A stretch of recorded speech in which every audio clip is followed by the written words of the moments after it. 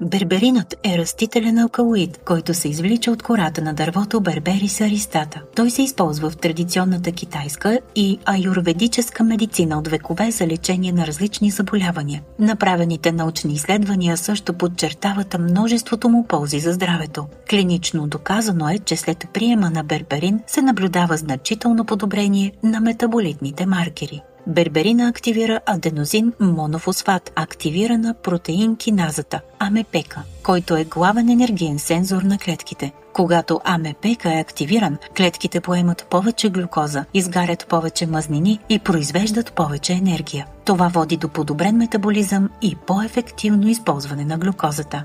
Скорошен систематичен преглед и метаанализ на 37 проучвания с над 3000 участници с диабет тип 2 установи, че берберинът показва статистически значими намаления на плазмената глюкоза и хемоглобин А1C, както и намаление на постпрандиалната глюкоза. Берберина намалява гладната кръвна глюкоза, гликирания хемоглобин и следхранните глюкозни нива с ефективност, сравнима с фармацевтичния препарат метформин.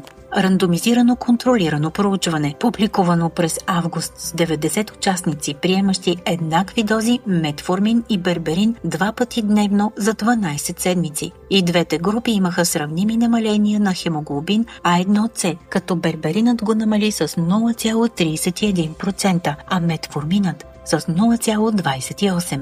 Интересното е, че групата с берберин имаше по-малко стомашно-чревни проблеми в сравнение с групата, приемаща метформин – 20% срещу 30%.